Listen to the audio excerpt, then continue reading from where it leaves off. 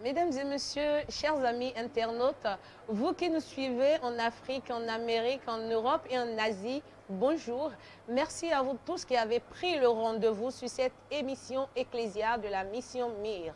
Je vous invite à vous asseoir confortablement parce que le thème d'aujourd'hui est un thème très important, surtout pour les couples. Comment vivre avec le défaut ou les défauts de son conjoint. Et pour cela, je ne suis pas seule sur ce plateau. Je suis avec, à ma droite, Madame Hanou Adel. Maman Adel, bonjour. Bonjour. Comment allez-vous? Merci D'avoir accepté notre invitation. Merci. Et à ma gauche, j'ai Madame Kakpo Edwige. Maman Edwige, bonjour. Bonjour. Comment allez-vous? Je vais Vous bien. allez bien? Ça va. Merci d'être sur ce plateau avec nous. Merci. Alors, chers téléspectateurs ou chers internautes, je voulais dire merci de prendre le rendez-vous sur cette émission qui va beaucoup vous apprendre, qui va réveiller votre conscience, qui va réveiller votre esprit, qui va vous ramener à la réalité des choses que nous avons tendance à oublier. Alors, sans plus tarder, je vais poser la première question qui est: qu'est-ce qu'on appelle un défaut? Je vais m'adresser à Maman Edwige. Maman Edwige, dites-nous, qu'appelle-t-on un défaut? Un défaut, c'est ce que tu n'aimerais pas voir chez ton conjoint ou bien ta conjointe. Mais voilà, ensemble, tu as commencé par voir cela, tu as commencé par remarquer cela, tu as commencé par constater cela, ce que tu n'as jamais imaginé voir, jamais pensé. Voilà, tu as commencé par voir. Tu vas déjà engagé. Mais comment tu vas faire? Donc, je peux dire que c'est un défaut. C'est ça un défaut selon vous. Alors, Maman Adèle, si nous suivons l'explication de Maman Edwige, c'est un défaut, c'est ce que tu n'avais pas remarqué chez ton conjoint avant le mariage et que tu remarques aujourd'hui dans le mariage. Alors, selon vous, qu'est-ce que c'est qu'un défaut? Comment pouvez-vous nous expliquer ce qu'on appelle un défaut? Ok, merci madame. Pour moi, je dirais que un défaut, c'est l'absence de caractère, de vilainerie qu'on n'aimerait pas voir chez son conjoint ou son partenaire. C'est ce que je peux dire pour expliquer qu'est-ce qu'un défaut. Un défaut, ce sont des vilaineries, des caractères qui ne vont pas avec les choses normales. Oui, Est-ce qu'on peut traduire ça comme ça? Un vilain caractère. vilain, c'est-à-dire, si je peux m'exprimer autrement, je peux dire, dans ce cas, un défaut, c'est quelque chose qui ne te donne pas de la joie. Parce que si tu n'as pas l'habitude de voir ce caractère-là chez ton conjoint ou bien chez ton partenaire, il est compliqué de pouvoir l'accepter. Donc, c'est un défaut, ce qui n'est pas de l'art. Mais de on a mérite. l'habitude de dire, si tu m'aimes, tu dois m'accepter avec mes qualités et mes défauts. Mais convenez avec moi qu'une femme qui remarque assez de défauts chez un homme, je ne pense pas qu'elle puisse aller jusqu'au mariage. Hein. Si, moi je pourrais dire oui, parce que d'abord nous sommes sur un plan chrétien. La Bible dit que l'amour supporte tout. Si nous prenons le cadre du chrétien, donc on doit supporter le défaut de notre partenaire. Parce que lorsqu'on se marie, ce n'est pas pour se rendre heureux, C'est pour mais rendre c'est heureux pour l'autre. rendre son conjoint heureux. D'accord. Merci. D'accord. Merci beaucoup. Maman, est-ce que vous avez quelque chose à rajouter? Ok, merci. C'est pour cela qu'on dit avant de s'engager avec quelqu'un, il faut toujours demander la volonté de Dieu. Quand tu demandes la volonté de Dieu avant de te marier en tant que chrétien ou bien chrétien, je ne pense pas que Dieu va te donner ce que tu ne peux pas supporter. D'accord. Parce que Dieu, la manière dont il t'aime, il ne peut pas te donner ce qui va te créer de problèmes. D'accord. Si évidemment il vous a unis ensemble, bien il a accepté que celui-là soit ton partenaire ou bien ta conjointe, il sait déjà ce que tu peux supporter ou bien ce que tu ne peux pas supporter, selon moi. Donc il ne peut pas te donner ce que tu ne peux pas supporter parce qu'il a lui-même l'a dit qu'il ne peut pas nous tenter au-delà de nos forces. Donc il ne peut pas te donner ce qui n'est pas bien. Si Dieu a accepté et vous êtes ensemble et les défauts là viennent, il est encore capable de le changer, de le transformer. Moi, je Merci. trouve que selon votre explication, nous, ici, nous sommes des chrétiens. Aujourd'hui, nous allons remarquer que nous, les femmes chrétiennes ou les hommes chrétiens, quand nous rencontrons un homme, c'est-à-dire, nous tombons déjà amoureux ou amoureuses de la personne avant d'aller présenter la personne à Dieu. Dans ce moment, Dieu ne pourra plus nous dire cet homme n'est pas pour toi, il n'est pas fait pour toi, il ne va pas te rendre heureuse, puisque Dieu lui veut notre bonheur. Et donc nous sommes allés lui présenter quelqu'un que lui n'a peut-être pas réservé pour nous. Là, on ne peut plus faire demi-tour, hein, parce que nous, les chrétiens d'aujourd'hui, là, on attend, on n'écoute pas très souvent Dieu. Ok, merci madame. C'est l'erreur que nous faisons aujourd'hui, je peux dire, parce que c'est une erreur. Parce que le temps que tu veux passer avec ce conjoint, bien cette conjointe, ce n'est pas ce temps que tu as passé avec tes parents. Peut-être avec tes parents, tu as passé 25 ans. Avec ce conjoint, tu vas passer peut-être 50 ans si Dieu vous le donne, 60 ans, 30 ans si Dieu vous le donne. C'est à Dieu de décider de ce qu'il va vous donner. Mais si tu n'attends pas Dieu pour prendre de lui, tu vas vivre dans l'enfer, malgré que tu n'es pas encore dans l'enfer. Parce que tu n'as pas appelé Dieu à s'infiltrer ou bien à te donner ce qu'il te faut. Tu as choisi. Mais si tu te dis que tu es enfant de Dieu, tu es chrétien, sois patient. Reçois cela de Dieu. Parce que c'est l'erreur que nous faisons aujourd'hui. Parce que si toi-même tu vas choisir, tu es un homme après ou bien une femme, tu peux faire des erreurs. Mais Dieu ne fait jamais des erreurs. Dieu est toujours Dieu, il ne fait jamais. Avant qu'il ne te le donne, c'est lui qui l'a formé. Donc il sait de quoi il a formé déjà. Donc si éventuellement il peut rester ensemble avec toi, Dieu le sait. Si ce n'est pas évident, Dieu le sait. Selon moi, ma compréhension, c'est ce que je peux dire. Maman Adèle, aujourd'hui, on a l'habitude de voir les frères dans le Seigneur qui vont vers la sœur qui dit « Dieu m'a dit ou Dieu m'a montré dans mes songes que c'est toi ma femme. » Et sans pour autant chercher à connaître cette sœur, déjà qu'il a flashé sur elle, et il va vers la sœur pour lui dire, c'est Dieu qui m'a montré, c'est Dieu qui t'a révélé à moi parce que je t'ai vu dans mes rêves. Et la sœur aussi dit, bon, Dieu ne peut pas me montrer à un homme et que moi je vais faire ma tête. Et ils se mettent ensemble et c'est là, c'est ensemble maintenant, ils découvrent simultanément leurs défauts. Dans ce cas, comment vous pensez qu'ils puissent survivre ou que leur couple puisse survivre à ce désastre-là? Ok, merci madame. Par rapport à ça, vous savez, la Bible dit, il faut faire toutes choses par la prière. Déjà, il a pensé, lorsqu'il a vu la sœur, il a aimé automatiquement. Et il veut prendre la sœur, mais il n'a pas prié. Et là, c'est déjà un danger. Pour un chrétien qui ne prie pas, c'est un danger. Ça veut dire qu'il va vivre l'enfer dans son mariage. Et moi, je peux donner comme conseil, il faut qu'il reparte à la base. Il faut qu'il reparte devant la face de Dieu et demander à Dieu, qu'est-ce que tu veux pour moi? La volonté de Dieu pour soi est mieux que faire sa propre volonté. Donc, il faut faire recours à la prière. Il faut faire recours à la prière. Par moment, je ne sais pas, si cela demande de jeûne, on peut passer au jeûne et demander réellement la face de Dieu par rapport à son mariage pour vivre heureux. Sinon, il vivra l'enfer. Merci beaucoup, maman Adèle. Oui, si vous avez quelque chose à compléter. Ce que je vais compléter, c'est que qui a instauré le mariage? C'est Dieu lui-même. Commençons par là. C'est Dieu lui-même. Si Dieu a instauré le mariage, voulant te marier, tu refuses de l'impliquer. Quand il aura des problèmes, ne l'appelle pas. Il reste ailleurs, il reste ne va pas à l'écart. répondre. Non, ce n'est pas son problème, c'est ton problème à toi. Parce que lui, il a donné des directives pour choisir. Pour que tu choisisses, il veut te choisir, il veut t'aider à prendre ce qu'il faut pour toi. Mais quand tu ne vas pas vouloir l'infiltrer ou bien l'appeler dedans, quand tu auras des problèmes, ne l'appelle pas. À moins que tu t'es déjà marié avant de connaître le Seigneur. D'accord. Merci.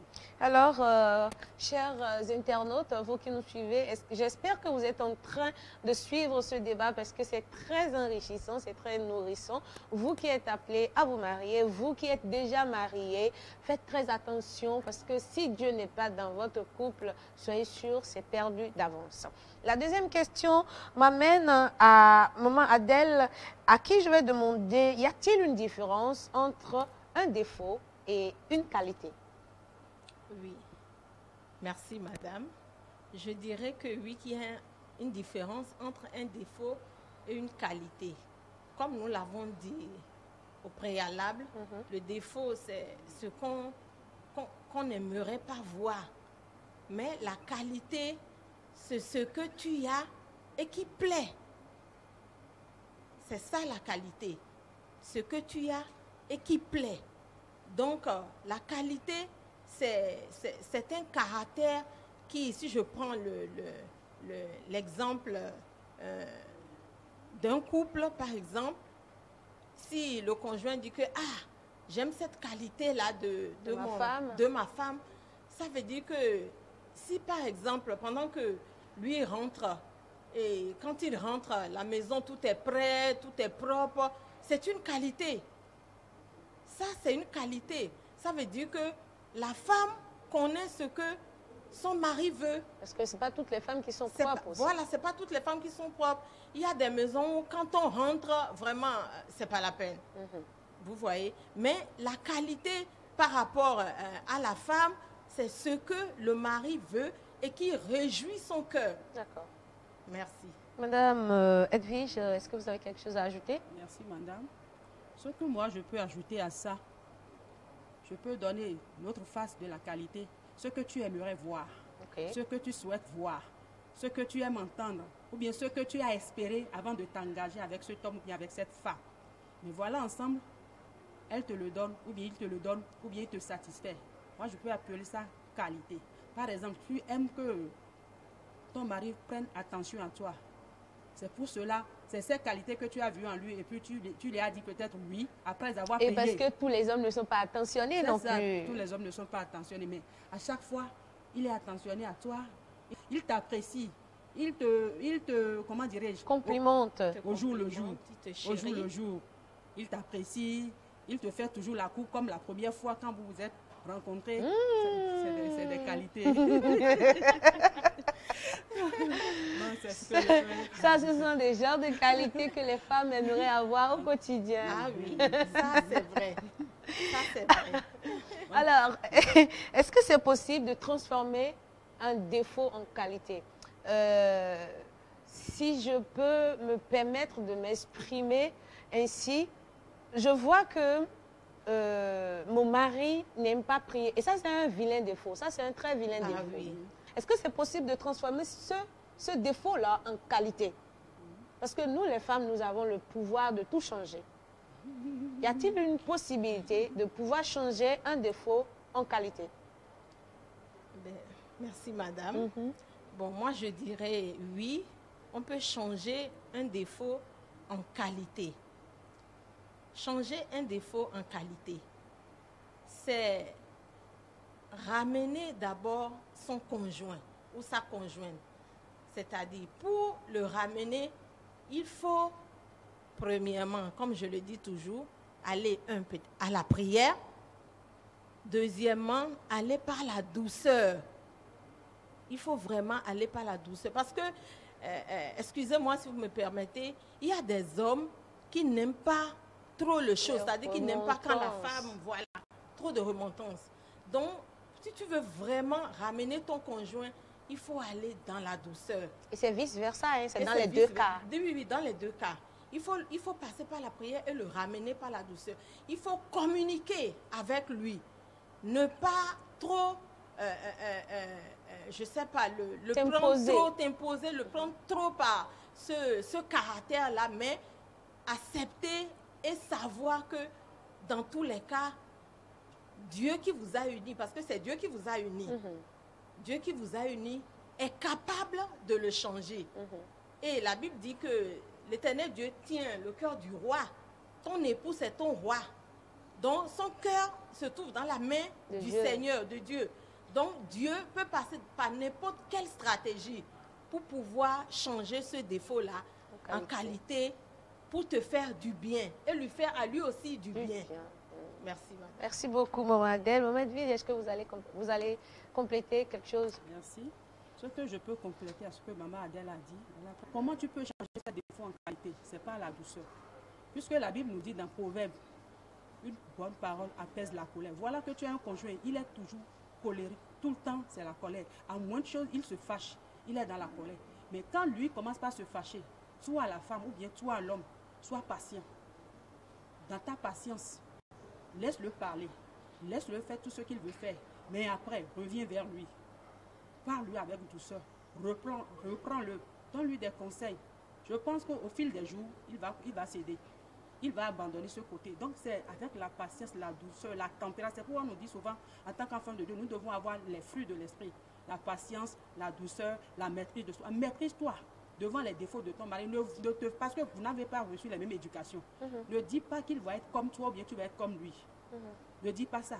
Parce que ce que toi tu vois que c'est un défaut chez lui, mais d'autre part, peut-être c'est une qualité. Chez Dieu, c'est une qualité. Je peux dire ça. Mais sois patient. Prie.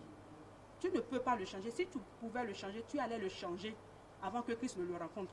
Donc tu ne peux pas le changer. Donc c'est Dieu seul qui peut le changer. Donc sois patient et tempérant au fil des jours. Il sera ce que tu veux. Merci beaucoup à vous, chers mamans. Ça revient à ce que ma mère a l'habitude de dire. Si vous êtes femme, il faut que vos genoux parlent beaucoup plus que vos bouches. Voilà. Et parce qu'aujourd'hui, nous remarquons que nous, les femmes chrétiennes, nous bavardons beaucoup. Tout ce qui se passe dans notre foyer. Je connais une jeune dame qui, tout ce qui se passe dans son foyer, son ami du dehors est au courant sur tous les défauts de son mari. Et maintenant, quand les choses vont mieux entre elle et son mari et que la copine commence par mal parler de son mari, elle s'énerve. Elle s'énerve. Alors, le conseil qu'on pourra tirer de cette réponse, c'est que nos genoux parlent beaucoup plus que nos bouches. Et ce que nous ne pouvons pas faire, parce que je ne vois pas cet homme, cet être humain qui pourra changer le comportement ou bien l'attitude d'un autre si ce n'est pas Dieu. C'est Dieu qui change les gens, c'est Dieu qui touche les cœurs des gens et qui amène les personnes, les brebis égarées, on va dire, à la maison. Et cette question va nous, ou bien ces réponses vont nous ramener directement à la prochaine question, ce qui est le thème de cette émission, comment vivre avec les défauts de son conjoint, Maman Edwige. Pour vivre avec les défauts de son conjoint, selon moi, c'est la patience, la prière, le dialogue. Surtout le dialogue. Surtout le dialogue. Le dialogue. Et puis, j'avais déjà dit ça au préalable que quand tu appelles Dieu dans ton mariage, à n'importe quel problème dans ton mariage, dans ton foyer, va vers Dieu. Tu auras la solution, tu auras la réponse. Donc, pour vivre avec les défauts de son mari, il faut beaucoup d'amour. Je n'ai pas dit l'amour tout simplement, mais beaucoup d'amour. Parce que la Bible nous dit que l'amour pardonne tout. L'amour comprend tout. L'amour exclut tout. L'amour fait de grandes choses. Donc, si tu as beaucoup, je n'ai pas dit l'amour c'est vague, mais il faut avoir beaucoup d'amour pour ton conjoint. Beaucoup d'amour. Parce que quand tu as réellement l'amour pour ton conjoint, parce que Christ a eu beaucoup d'amour pour nous, c'est pourquoi il a accepté de faire le sacrifice. Donc, si nous voulons ressembler à Christ, si nous avons aussi beaucoup d'amour pour notre conjoint ou bien notre conjoint, nous pouvons aussi supporter comme Christ a supporté et avoir la victoire. Ce que je peux comprendre. Maman Adèle? Oui, merci. Oui. Comment vivre avec les défauts de son conjoint? Les défauts de son conjoint. Bon, moi, je dirais, au commencement, la Bible dit, l'homme quittera son père et sa mère et s'attachera à sa femme. Et les deux formeront une seule chair. Vivre avec les défauts de son conjoint, c'est vivre avec ses propres défauts. Parce que ce n'est pas seulement ton conjoint qui a des défauts. Toi aussi, tu en as. Toi aussi, tu as des défauts. Et si ton conjoint supporte tes défauts, il faut que toi, à ton tour, tu supportes aussi son défaut. Et passer aussi par la prière. Parce que, comme vous l'avez dit, il faut que je parle plus que nos bouches. Soumettre son conjoint au Saint-Esprit. Soumettre son conjoint à Dieu. Seul Dieu a la capacité de transformer l'homme. Seul Dieu a la capacité de changer l'homme. Nous, en tant qu'épouse ou en tant qu'époux, nous ne pouvons pas changer nos partenaires. Mais c'est Dieu qui peut changer nos partenaires. Par la prière. Par la prière, la communication et la patience. Et surtout avec beaucoup d'amour. Lorsqu'on a l'amour, comme a dit maman Edwige, l'amour supporte tout. C'est vrai qu'il arrive des moments où c'est difficile, c'est compliqué. Mais quand on regarde à l'œuvre de Christ, qu'est-ce que nous n'avons pas fait à Christ? Et pourtant, il a supporté, il est allé à la croix. Maintenant, qu'est-ce que le conjoint ou la conjointe va nous faire pour que, je ne sais pas, qu'on n'arrive pas à vivre? Il faut mettre l'amour au centre de son foyer. pour faire un ramassé de tout ce que vous avez dit, oui, c'est possible de vivre avec les défauts de son conjoint. Et si vous voulez vivre avec cet homme parce que vous vous êtes mis ensemble parce que vous vous aimez. Et donc, quand vous aimez la personne, vous acceptez tout ce qui vient de lui, que ce soit négatif ou positif. Maintenant, le travail qui sera à faire, c'est de prier Dieu, de le toucher, de changer la personne. Parce qu'avec votre propre force, vous ne pouvez pas y arriver. Alors, nous allons passer à la question suivante. Est-ce que les défauts sont des raisons valables pour des séparations ou des divorces? Maman Adèle. Merci, madame. Je crois qu'aucun défaut ne peut être une séparation pour un couple. Ne peut être une raison de séparation. Ne peut être une raison de séparation pour un couple. D'accord. Il faut, en toute chose, vraiment demander la volonté de Dieu. Il faut demander la volonté de Dieu. Parce que le défaut de son conjoint, tel qu'on l'a dit, il faut l'amener d'abord à comprendre. Parce que il y a des partenaires qui ne savent pas qu'ils ont un défaut. Ça aussi, c'est très important. Il faut amener son partenaire ou bien son conjoint à comprendre qu'il a ce défaut-là et accepter ce défaut. C'est pendant qu'il aura accepté ce défaut-là qu'on pourra vraiment le corriger. Parce que s'il n'accepte pas, ça veut dire que, excusez-moi, il ne sait pas qu'il pose ces actes-là. Vous voyez, c'est inconsciemment qu'il le fait. Mais il faut qu'il sache qu'il pose ces actes. Il faut lui montrer que, monsieur, cet acte que vous posez, vraiment, c'est un défaut. Mais pour vivre, il faut vraiment reconnaître que tu as ce défaut-là et accompagner cela de la prière et la sagesse. Parce que sans ça, on ne pourra pas. D'accord. Merci. Alors, Maman Edwige, que pouvez-vous dire à une femme qui veut quitter son mari parce que le monsieur la bat? Est-ce une raison assez valable pour quitter son foyer? Parce que le gars, il te bat tous les jours. Il suffit que vous ne soyez pas d'accord sur un point et puis, paf. Ça, c'est un peu compliqué. Ah. Parce qu'il faut vivre cela pour parler. Pour comprendre, d'accord. Si tu ne vis pas cela, il ne faut pas parler. D'accord. Parce qu'on parle selon nos expériences. Voilà. Parce que c'est un peu compliqué. Parce que celui qui te bat et il prend un couteau sur toi, la nuit tu dors, on te plante, le couteau est debout et tu te réveilles en sursaut et le couteau est là. Ça vient en danger. Moi, selon moi, la Bible a dit d'ajouter à notre foi la sagesse. La sagesse. Il faut reculer. Ce n'est pas divorcer. Moi, je ne suis pas d'accord pour le divorce. Pour le divorce. Parce que moi, je dis souvent, quand tu veux te marier, dis dans ton cœur, si je vais, ce n'est pas pour revenir. Si je vais, ce n'est pas pour divorcer. Quand tu es jeune, ou bien tu es jeune fille, ou bien tu es un homme, et tu te dis ça dans la tête, quel qu'en soit ce qui se passera, Dieu te soutiendra. Parce que le défi que tu as déjà t'aide à faire toujours recours à Dieu. Mais quand il s'agit de la mort, vouloir planquer le couteau toute la nuit profond, ça là, ce démon-là, c'est un démon têtu. Il faut faire sa délivrance. C'est un démon têtu. Donc, il faut que tu recules pour aller chercher du secours. Avant de revenir en force. Et de revenir en force. Donc, il ne faut pas te dire spirituel et mourir. Parce que tu vas créer du problème à ton mari. Parce qu'en prison, ça va aller comment? Et les enfants, et le foyer. Vaut mieux de reculer et aller chercher de secours pour venir sauver ton mari ou ton foyer. Maman Adèle, est-ce qu'on peut dire que un défaut peut être héréditaire? Merci. Tel père, tel fils. Moi, je dirais oui, qu'un défaut peut être héréditaire. D'accord. Parce que si je pars par un exemple, si chez ton conjoint, tu remarques qu'il pose, je ne sais pas, des pas contraires à ce que tu ne veux pas, ou bien qu'il a un caractère que tu aurais entendu parler. Peut-être que lui-même, il a eu à te raconter une histoire de, je ne sais pas comment ses parents vivaient. Et il a vécu avec ses parents. si je donne un exemple de la colère, si le papa, l'un des partenaires était coléreux et qu'un conjoint est coléreux, ça veut dire qu'il a hérité ça de ses parents. Et là, c'est dangereux. Ça, c'est dangereux. Ce défaut-là, il a besoin de chicotte. Quand je parle de chicotte, c'est qu'il a besoin de prière, quoi.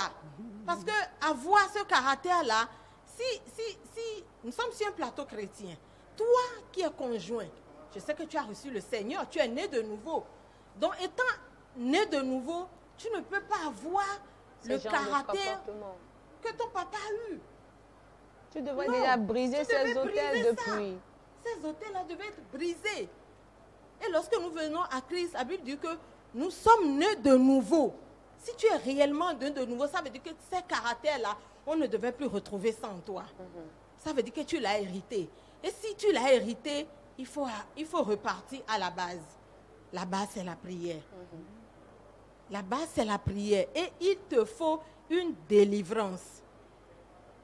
Et reconnaître il faut que le conjoint reconnaisse qu'il a vraiment ce caractère, qu'il a hérité ça de ses parents. Parce que s'il ne reconnaît pas ça, c'est aussi compliqué. D'accord. Merci. Maman Edwige, vous avez quelque chose à compléter? Oui, j'ai quelque chose à ajouter ou bien à compléter. Parce que moi, j'avais un défaut. Avant de me marier, j'aime trop la télé. Regarder les feuilletons, j'aime ça. Parce que je l'ai hérité de ma maman. Parce qu'elle aime ça. Donc c'est ça, elle regardait. Donc j'étais aussi habituée à regarder cela. Et jusqu'à ce que quand on était en fiançailles, mon mari avait peur. Cette fille-là, elle aime regarder. Laissez le manger sur le feu. Comment je vais faire avec ce défaut-là? Donc il a commencé par prier. C'est les feuilletons de Marie-Mars. Toi-même, tu sais. Les feuilletons, les films, j'aime trop ça. Je peux rester en train de regarder du matin jusqu'au soir. J'aime ça. Mais je l'ai hérité parce que ma maman, elle aimait ça. Les feuilletons, les romans, les noudeux, les harlequins. C'est ce qu'elle aimait avant de connaître Christ. Mais quand elle a connu Christ, ça a changé. Mais voilà, on dit souvent que depuis que l'enfant est dans le ventre, il y a une communication. Donc, il a commencé par prier, par demander la grâce de Dieu pour que ça change. Mais j'ai vu aujourd'hui, il y a la télé qui est là, mais je ne vois plus cela. Parce que pourquoi il a payé un prix pour cela? Il est en paix, je suis en paix. Mais s'il n'avait pas payé le prix, ou bien n'avait pas accepté de payer le prix de la prière là, il aura supporté. Vous en aurez plusieurs dans la maison. Donc, c'est ce que je peux compléter à ce que maman Adèle a dit. Merci beaucoup, merci beaucoup. Ce débat est très, très nourrissant. Ce débat est vraiment, vraiment profond. Merci à maman Kakpo Edwige d'avoir accepté l'invitation. Maman Hanou Adèle, merci beaucoup pour les explications que vous nous avez apportées, pour les éclaircissements que vous nous avez apportés. J'espère que vous avez compris les défauts des conjoints. On peut vivre avec, on peut les changer en qualité. Le mari qui a assez de défauts ou la femme qui a assez de défauts n'est pas un démon à chasser ou à mettre sur tous les toits ou à mettre dans toutes les bouches. Il faudrait faire un travail de fond.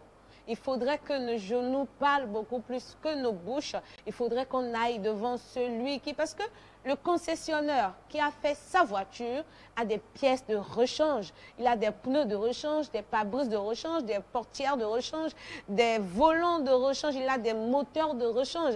Et celui qui nous a créés a des rechanges pour nous aussi. Seigneur, ce défaut ou ce truc que mon mari ou ma femme fait ne me convient pas. Aide-moi à le lui faire voir pour qu'ensemble on puisse corriger. Et le tour est joué. Pas besoin de tapage, pas besoin de bagarre tous les jours. Il suffit juste de fléchir genoux et de parler à Dieu. Merci, c'était l'émission Ecclésiaste avec Madame Kakpo Edwige et Adèle. Merci de prendre le rendez-vous pour une prochaine fois avec un autre thème sur ce même plateau. Bye bye.